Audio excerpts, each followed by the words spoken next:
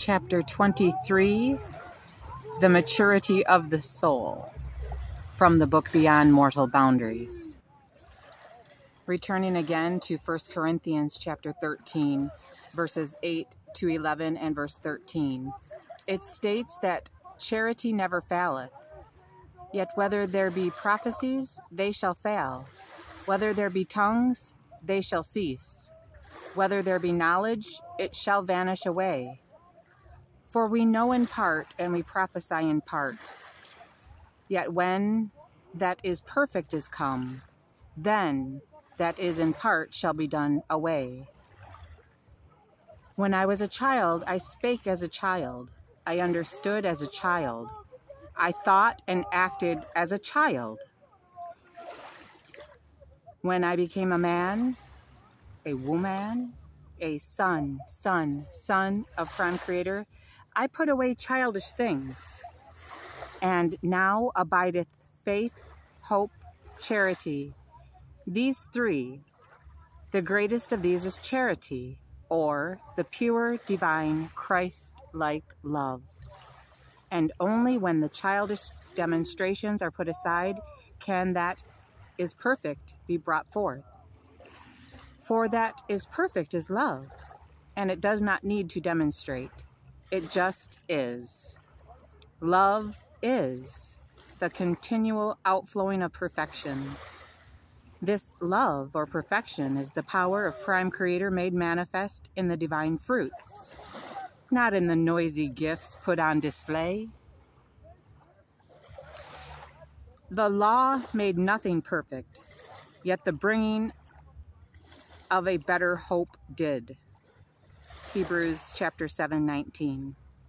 This marvelous wonder of hope cannot be acclaimed or demonstrated, reveals the patterns of perfection, even as our Mother, Father in heaven and on earth are perfect. Enthusiasm doesn't consist of raising your voice, of turning handsprings, or of jumping and yelling. Enthusiasm is knowledge on fire. Bill Wood from Case and Comment. As Paul explained these tremendous gifts of almost unspeakable power, he pointed out that all these powers were a worthless and empty display without value, unless they were accompanied by that divine and holy attribute of love. And when the perfect love is brought forth, then that is perfect is come, and all the other things or demonstrations will be done away. The gifts availeth nothing in themselves, and he that only possesses them is nothing without true love.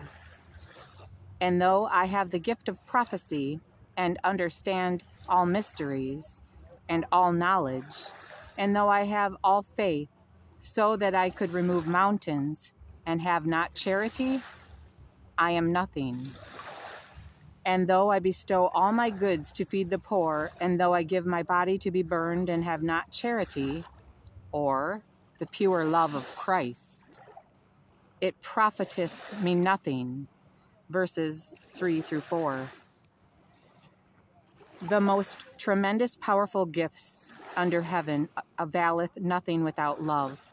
Yes, all the greatest gifts in existence are a total loss without that is perfect. And the only thing that is perfect is love. The gifts are only a part of, or a small portion of, the fullness of the perfection that Prime Creator holds out to Prime Creator's children. These designated gifts are the toys of infancy, and any who are satisfied with the playthings of childhood can never move on into that is perfect. It is most clearly stated that when that is perfect is come, then that is only in part shall be done away. The undignified childish behavior, the romping and shouting will be done away as completely and thoroughly as the dolls and the toys of childhood. The follies and foibles of make-believe will be an amusing or even an embarrassing memory as one moves on into the reality of the three glorious attributes of faith, hope, and charity, in a full possession of the divine majesty that must accompany them. In this maturity, one naturally perfects faith in order to fulfill the divine hope or vision that is revealed to his soul through that glorious spirit of promise. Promise always includes the perfection of the pure Christ-like love. All the childish ideas, the immature behavior, the ungodly self-acclaim and displays will be understood to be but the noisy brass and the clanging cymbals used to keep one entertained or occupied with the worthless amusements of childhood. In the crib that is so short, one's attention must be held upon outside rattles and foolish demonstrations in order to restrain and hold his attention, while his discomfort in the tiny outgrown bed of unprogressiveness, with the covering that is too narrow for comfort, becomes increasingly unacceptable if he becomes still and takes time to observe. The ancient cry of Prime Creator is heard at the present time to counteract the increasing noise and confusion of those without knowledge, as it is echoed and re-echoed around the world. To whom can Prime Creator teach knowledge? And whom shall he make to understand doctrine? Them that are weaned from the milk and drawn from the breasts. Isaiah chapter 28. Added to this record of Isaiah is the one in Hebrews chapter 5 verses 12 to 14 that states that those who are fed by others or who accept whatever is given to them are only receiving the diet of milk. Those not drawn from the breasts accept whatsoever their leaders offer them, even as an infant accepts the milk without question or resistance. In this attitude of complete acceptance of infantile satisfaction, they remain immature. They continue to be numbered among such as have need of milk and not of strong meat. For everyone that useth milk is unskillful in the word of righteousness, for he is a babe. Strong meat, the food of maturity, belongeth to them that are full of age, even those by reason of utilization have their senses exercised to discern both good and evil. And because of their exercised intelligence, they can make a choice of that they desire to accept without fear. Those who are still infants, accepting only what their selected leaders offer, are often fed only on a diet of fear and are therefore afraid to look in order to see what is really good or evil. These are truly held in an unprogressive infantile state. The fearful are the first on the list who will experience the second death. According to Revelations chapter 20 and verse 8, the fearful are already damned because they are afraid to investigate or even look.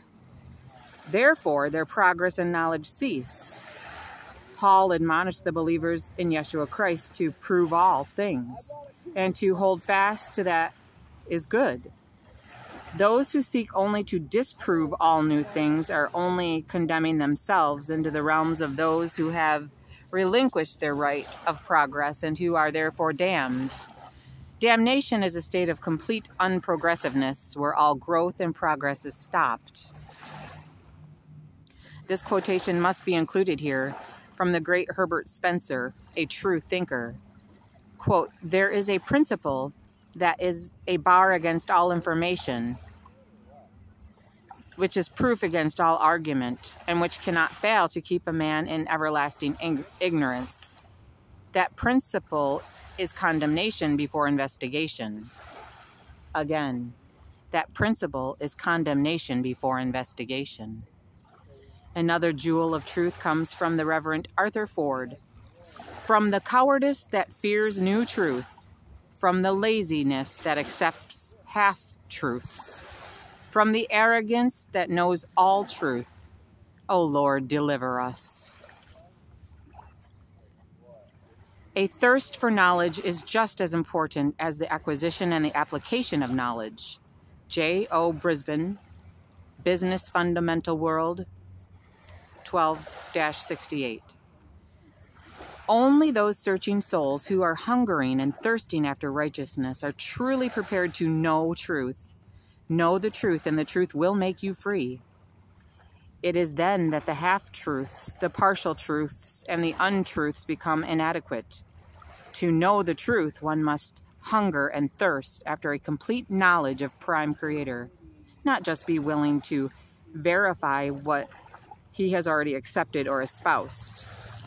Only the full truth can appease the awakened hungering of the soul. That truth is perfection. For those whose eyes become single to the glory of Prime Creator will be filled with light, and there will be no darkness in them, and they will comprehend all things. In other words, they will know the truth. These are the ones whose eyes are truly single to the glory of Prime Creator, and are not upon their own imagined importance or on half-truths or perhaps untruths.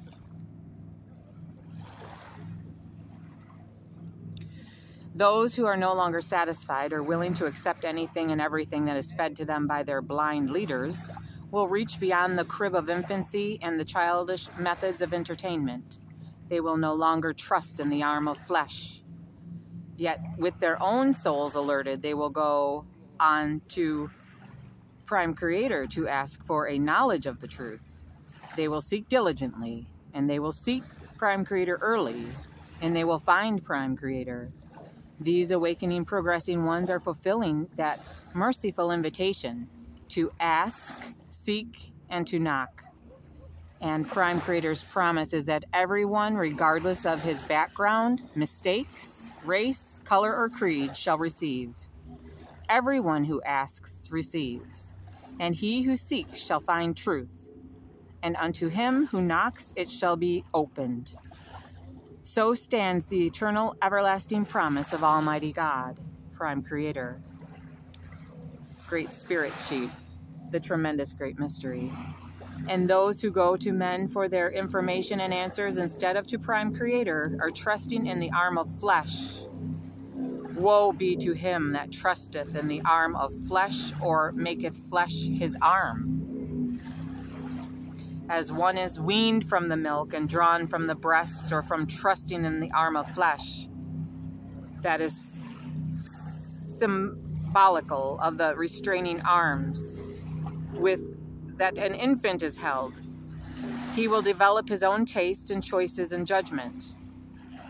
And as he humbles himself to ask, to seek, and to knock, to know truth as it is revealed to him personally from Prime Creator, instead of from the blind leaders, he and she will grow and wax strong in the process of a glorious maturing into sonhood.